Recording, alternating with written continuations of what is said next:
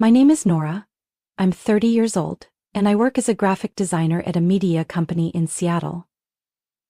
6 months ago, I got engaged to Aiden, the man I had loved for 4.5 years. We first met at a design workshop, arguing intensely over a logo concept. Both of us were stubborn, both convinced we were right. Strangely enough, it was Aiden's refusal to back down that made me notice him. That's how our relationship grew, quietly, without fanfare or drama. Just two people navigating life's chaos, learning to understand each other through the little things. I used to think, if anyone deserved to be in the next chapter of my life, it was Aiden. Our wedding was set for this fall, right when the maple trees would turn crimson. Everything was nearly ready, the venue booked, invitations sent, the dress hanging in my room, waiting for the final fitting. Friends and coworkers offered their congratulations, and my parents couldn't hide their pride, seeing their independent daughter preparing to walk down the aisle. It all felt like we were reaching that perfect happiness. Until that name resurfaced in my life. A younger sister? The person who had not only ruined my youth, but also dismantled the career I had worked so hard to build. Harper and I are 4 years apart, but the real distance between us was never about age. Harper always knew how to make everything about herself. When I studied hard to top my class, Harper only needed a few tears to pull all attention back to her. When I was accepted into my dream college, Harper sat in front of our parents, sobbing about the pressure of being compared. That celebration dinner for my college acceptance, it turned into a therapy session for Harper, while I sat silently in the corner, swallowing the bitterness. But the worst came 3 years ago. I had just been promoted to project lead at a prestigious design firm in San Francisco. Years of dedication, sleepless nights, pushing myself to prove my worth had finally paid off. I remember the exact moment I received my promotion letter. I cried right there in the office, knowing I had made it. Less than a month later, everything collapsed. I was indefinitely suspended from the company over allegations of plagiarizing a competitor's designs. The so-called evidence design files, internal emails, were anonymously sent to HR. Documents I had never seen before, yet they bore my name. My signature, crafted so meticulously they slipped past internal audits. I knew only one person had both the time and the cruelty to pull this off. Harper. When I confronted her, she didn't deny it. She just smirked and said one thing. "Did you really think you could be the perfect child forever? It's time you learned what failure feels like." That day, I walked away, swearing to myself Harper would never have a place in my life again. I thought Aiden understood that. Understood why Harper, to me, wasn't just a sister. I had told him everything, from childhood scars to the deepest wounds she had inflicted. He held me, saying the past didn't define who I was, that we'd build a life where toxic people had no space. I believed him. Until one evening, as we were going over the guest list, I saw Aiden hesitate. His eyes lingered on the name Harper in the notes column, even though I was certain it had never been there before. My heart sank. My instincts had never been wrong. I was 26 when my budding career was destroyed by Harper's calculated sabotage. Back then, I was working at a creative agency in San Francisco, where breakthrough ideas could redefine an entire brand. I had been nominated for Project Lead, a rare opportunity for someone with less than 4 years of experience. That night, I called my parents, my excitement barely contained. My mother cried with pride. My father, ever composed, was surely smiling on the other end of the line. Only one person stayed silent. She always did, but her eyes said it all. "You won't keep this for long." Foolishly, I thought it was harmless insecurity. 3 weeks later, I received an email from HR, summoning me to discuss serious ethical concerns. I remember laughing when I first read it, thinking it had to be a mistake. But when I stepped into that small meeting room, reality hit like a freight train. They laid out forged emails, doctored design files labeled as copies from a rival company. Every document bore my name, my signature, and the timestamps matched the late nights I had actually worked. The fabrication was so flawless I almost believed it myself. But I knew. Only Harper had both the motive and the malice to orchestrate this. We had an unspoken rivalry. The more I succeeded, the harder Harper worked to drag me down. In high school, after I earned a full scholarship to an art school, Harper spread a rumor that I had slept with a teacher to get ahead. The gossip spread like wildfire, forcing me to switch schools just before senior year to escape the scrutiny. In college, when I started dating Tyler, a music student, Harper quietly inserted herself as the sweet little sister. 3 months later, Tyler admitted he had cheated on me. The other woman? Harper. That time, I told myself she'd never hurt me again. I was wrong. What happened at the company left me with nothing. My reputation was smeared, my career stalled. No one wanted to hire a so-called plagiarist no matter how much I tried to explain. I had to leave San Francisco, return to Seattle, and start over from scratch, with a short-term contract job that paid less than half of what I used to earn. And Harper? She didn't even bother hiding her satisfaction. When I confronted her over the phone, her voice was as sweet as honey. "You should thank me, Nora. Thanks to me, you finally know what it feels like to be stepped on." I cut off all contact right after that call. My parents knew what happened, but instead of standing up for me, they came up with excuses for Harper. "She's just lost. Your sister needs more love." Year after year, those words sliced into my pride like a dull knife. I moved out, deleted all my social media, and blocked every number connected to Harper.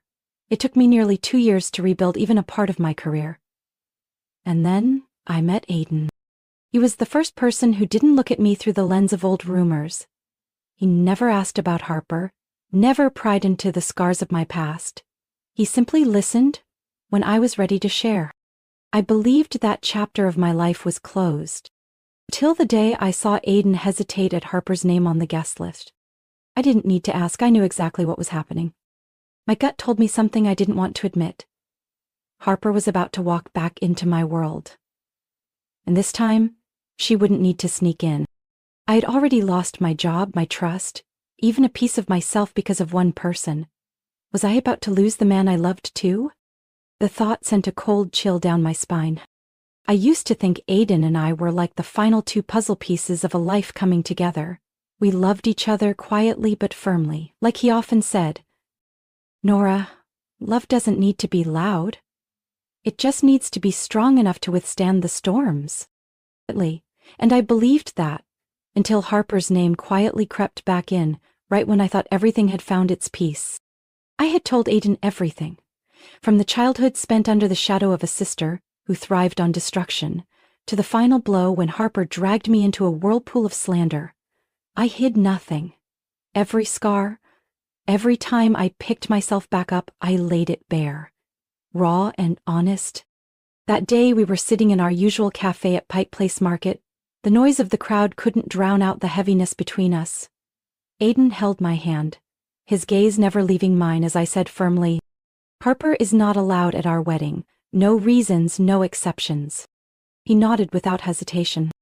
"I understand. This is your boundary, and I will protect it." I believed him. Believed that being clear from the start would keep the past from repeating itself.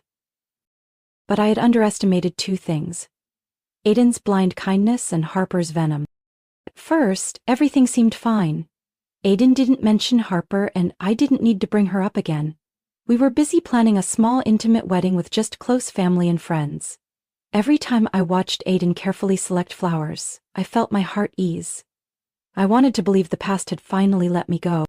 But things began to shift when his mother entered the picture. Evelyn was a woman with very clear views. Family is family no matter what they've done. Over dinner at a small Italian restaurant, she looked me straight in the eye and said, "Nora, everyone deserves a chance to make things right. Harper is your sister. Think about the future. Don't cling to the past." I clenched the napkin on my lap, forcing myself to stay composed. Aiden's hand rested lightly on my back, a gentle reminder. But from that moment, I noticed the doubt creeping into his eyes. Conversations about Harper became more frequent. "I'm not saying you're wrong, Nora, but are you sure Harper isn't remorseful?" "It's been so long. People can change, you know. Maybe if you forgave her, you'd feel lighter too." Every word felt like a needle, poking holes into the resolve I had fought so hard to maintain. I tried again and again to make Aiden understand. Forgiveness is not an automatic obligation. Some wounds, even when they close, still ache whenever someone scratches at them. This isn't about who's right or wrong, Aiden. This is my boundary. If you can't respect that, I'm not sure we're still looking in the same direction. For the first time, Aiden fell silent. Not because he had nothing to say, but because he was caught between his compassion and his understanding of me. As the wedding day approached, the pressure grew heavier.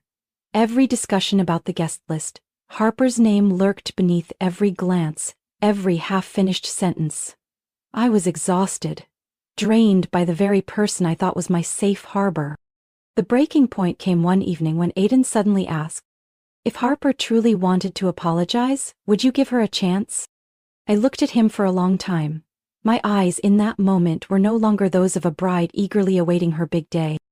"No, Aiden. The answer will always be no. If you can't accept that, say it outright." He didn't answer, but that silence said it all. I stood up and walked out of our apartment, leaving behind a cold, empty space. Every step echoed down the long hallway, reflecting every time I had compromised, every time I had chipped away at my own boundaries just to please someone else. It wasn't that girl anymore. And maybe Aiden never truly understood me. I knew Aiden was hiding something from the moment he started avoiding my gaze whenever I mentioned Harper. He no longer gave me those firm reassurances. "I'm on your side."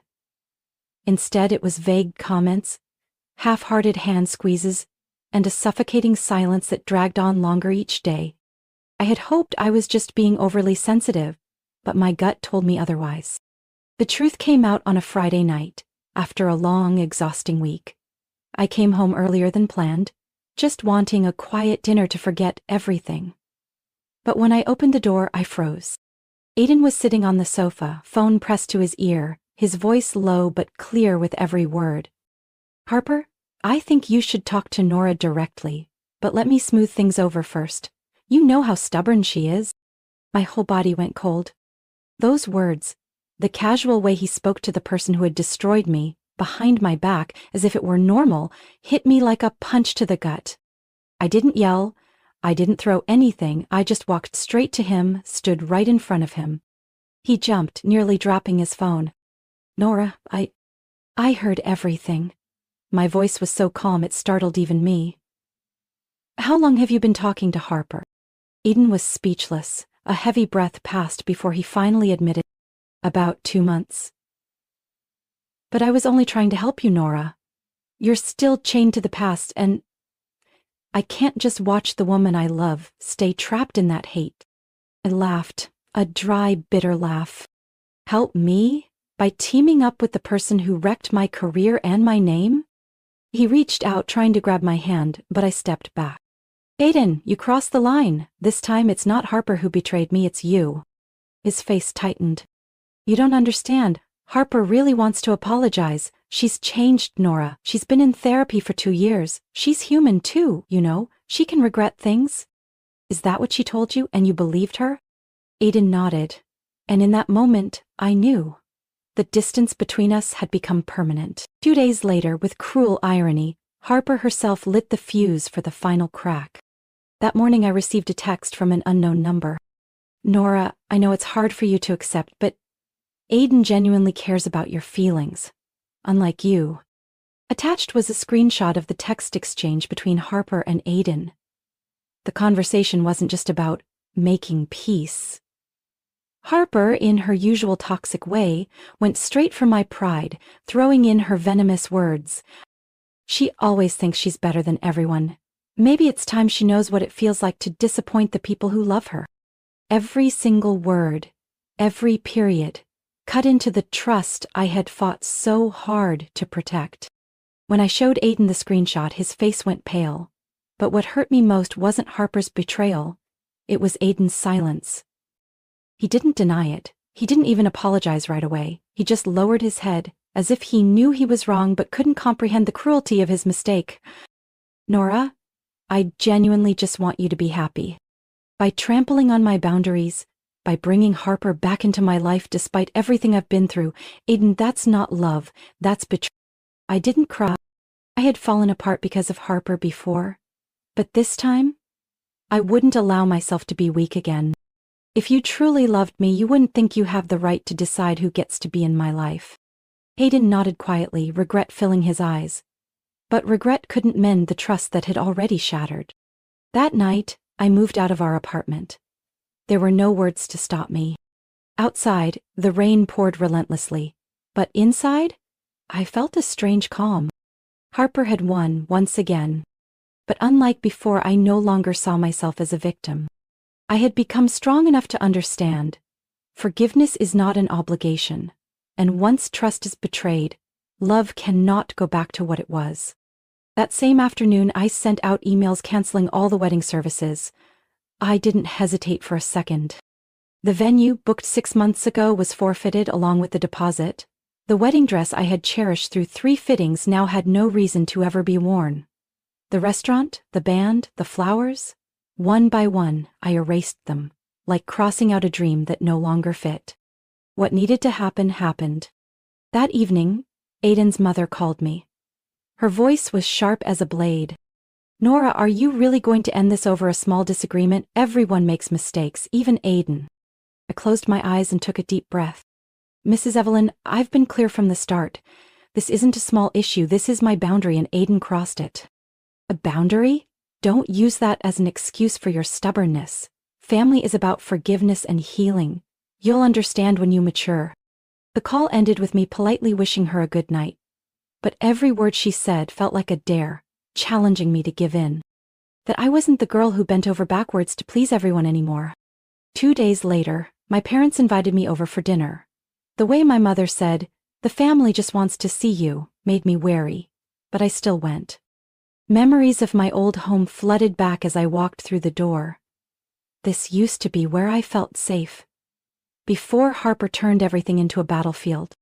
As expected, Harper was there. She sat right in the middle of the dining room, legs crossed, looking utterly at ease as if this was just another casual family gathering. I froze at the threshold, my voice dropping low. "So today's a surprise family intervention, huh?" My father spoke first. "Nora, sweetheart, we can't go on like this. You're sisters, you can't cut family off over things that happened in the past." I looked at him, a wave of cold exhaustion washing over me.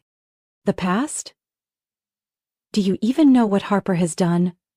Or are you still convincing yourself it was just her making mistakes?" Harper let out a dry laugh. "Go playing the victim, huh? It's been years, Nora. Aren't you tired yet?"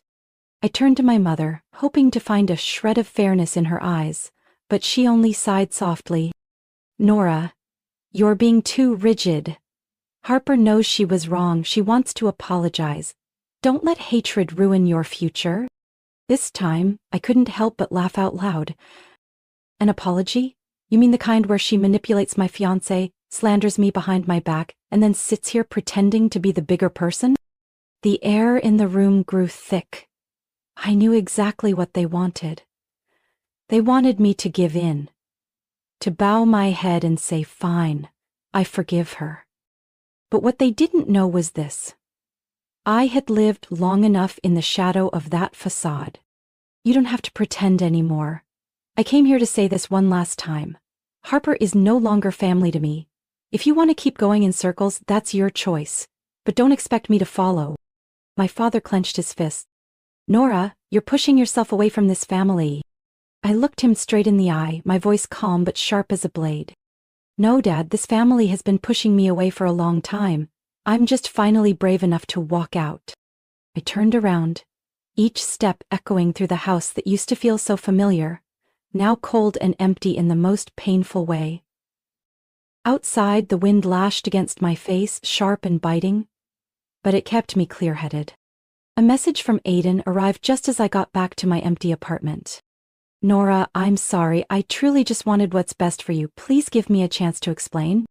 I set my phone down without replying.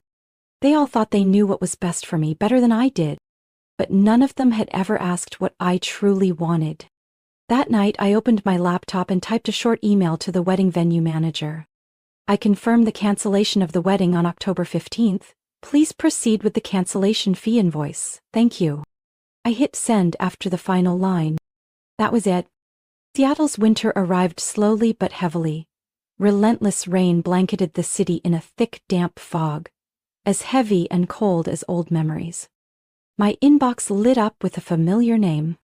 Harper Miller, final apology. I didn't open it, didn't read it. For the first time, I felt nothing. No anger, no sadness, no need to brace myself and stay strong. Just indifference. Forgiveness is a strange concept. People think it's something you give to those who hurt you. But in reality, it only matters when you, the one who was hurt, actually want to give it. I had learned how to let go without calling it forgiveness. The day I permanently deleted Harper's last email, there was no drama, no tears, just a simple click of the mouse. But for me, it was the closing of an entire chapter filled with hurt. When pain is no longer fed by other people's expectations, it shrinks on its own. The time I had left, I devoted to myself. My mornings now started with small things I used to consider luxuries: brewing my own coffee, soft music playing from a Bluetooth speaker, a few pages of a book before heading to work. I began building healthy habits, waking up a little earlier to walk around Green Lake. With every step, I reminded myself, I'm still here, still moving forward, still breathing, without anyone else defining my worth. Design had always been my passion, but over the years, I had turned it into an excuse to hide from myself. Now, it was different. I worked with rarer focus, not to prove anything to anyone, but simply because I loved it. A brand redesign project for a local coffee shop kept me busy for weeks. Watching my ideas slowly come to life on signboards, coffee cups, and packaging brought me a pure joy I thought I had lost. My friends gradually helped me settle back into a normal rhythm. Sam still invited me for morning walks every Sunday. Claire patiently dragged me to small art exhibitions around the city. No one asked about Harper, about Aiden, or the wedding that had been wiped from the calendar. They were simply there, in the truest sense. Then I met Alex. Not at a bar, nor at some awkward blind date like people often say. We met for the first time at a vintage book fair in downtown Seattle, a place where nostalgic souls like me often wandered on weekends. I was bent over, flipping through stacks of old books, the scent of aged paper mixing with the rich aroma of coffee from a street cart nearby. A deep, slightly teasing voice spoke up beside me. Careful with that, Hemingway. Those pages are sharp. I've been a victim before. I looked up to meet the eyes of a man, sharp, but not cold. He had the rugged look of someone who'd lived through more than a few storms. A half-smile lingered on his lips, not exactly inviting, but impossible to dislike. That was Alex, 34, a freelance architect with one failed marriage behind him and a very clear stance on superficial relationships. Either be honest, or don't waste my time. Our conversation started in the most natural way. No small talk, no forced niceties. Just two strangers standing by the same bookshelf, exchanging a few words about literature, accidentally digging deeper without realizing it. There was a time I thought I had to keep everything intact, but in the end, the only thing I should have saved was myself. That's how Alex spoke of his divorce. No dramatics, no playing the victim. Just a man who had weathered his storms and learned to accept reality. I didn't say much, but I knew my eyes betrayed every scar I carried. Our later encounters came just as effortlessly.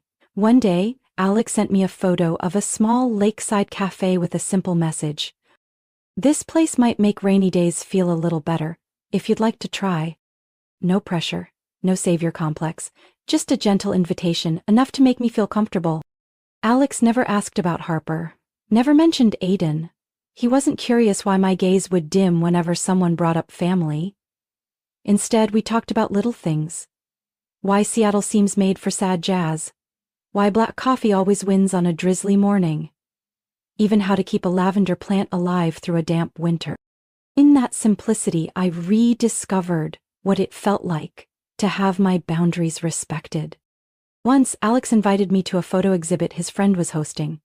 I hesitated, not because I didn't want to go, but because I wasn't ready to step into a crowd pretending to be okay. He simply smiled, nodded. That's perfectly fine, Nora. You don't owe anyone your presence, not even me. That one sentence lifted a weight I didn't know I was still carrying.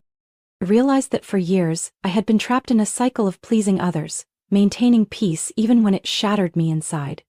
But Alex?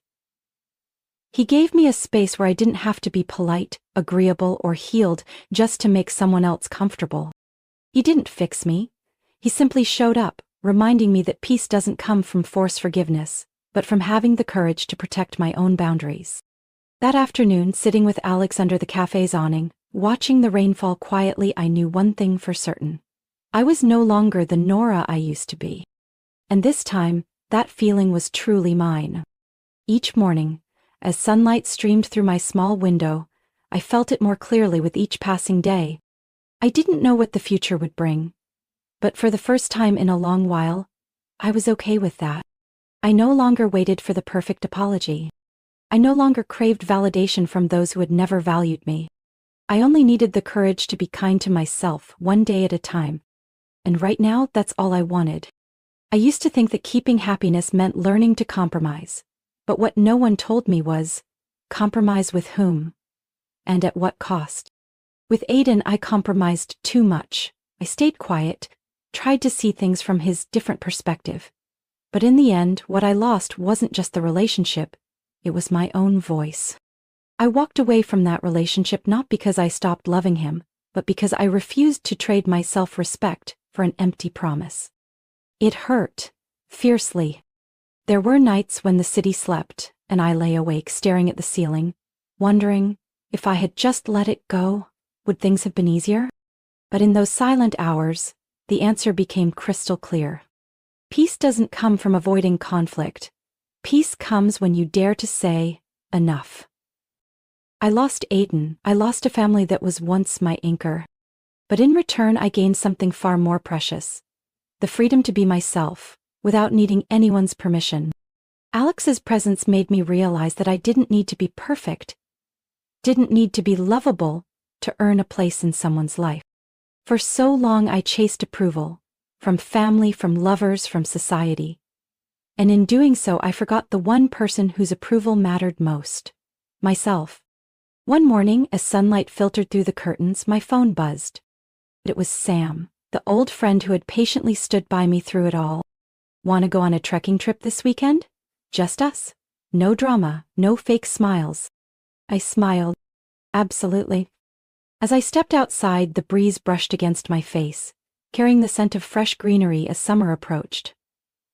I took a deep breath, feeling every cell in my lungs fill with the oxygen of freedom. I knew the road ahead was still long.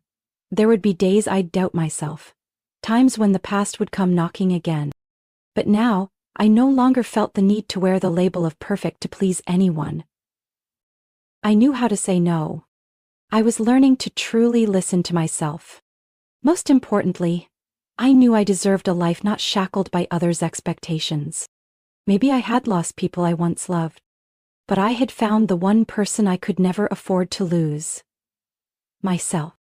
Nora's story is a powerful reminder that in real life, setting boundaries and protecting your self-worth might cost you relationships you thought were irreplaceable. But that courage opens the door to true freedom, peace, and genuine growth. No one else gets to define your happiness. And no one deserves a place in your life if they can't respect your true self. In the end, choosing to live authentically is the most liberating choice you can make. What do you think about Nora's decision? Would you have the courage to defend your boundaries like she did? Share your thoughts in the comments below. And don't forget to follow the channel for more heartfelt stories about family and life.